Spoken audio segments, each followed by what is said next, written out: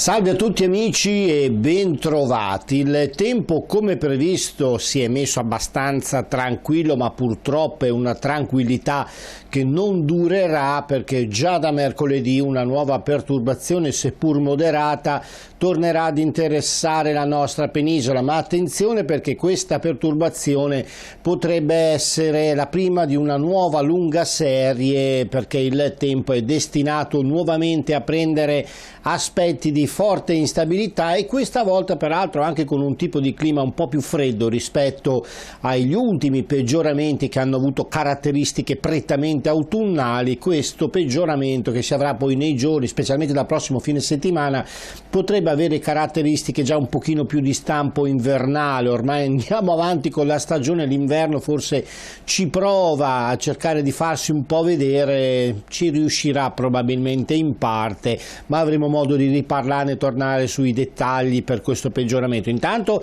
la giornata di martedì sarà una giornata decisamente tranquilla, seppur cominceranno a farsi vedere già un pochino più di nubi nel corso della giornata, a partire dai settori più occidentali del nord, la fascia tirrenica, la Toscana sono gli emissari di questa perturbazione che poi ci verrà ad interessare nella giornata di mercoledì. Andiamo a vedere intanto quello che succederà dal punto di vista delle temperature. Non ci saranno, vedete, variazioni di nota.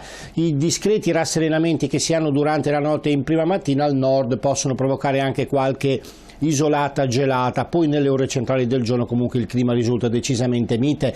Mercoledì ecco che arriva la perturbazione, peggiora il tempo al nord su parte del centro, in serata peggiora al centro, e poi giovedì la perturbazione si sposta rapidamente verso levante, instabile un po' sul nord-est, tempo molto instabile invece al centro, migliora sul nord-ovest, più tranquilla la situazione al sud, e le temperature ovviamente faranno registrare una moderata diminuzione, specialmente nei valori massimi. È tutto amici, a più tardi.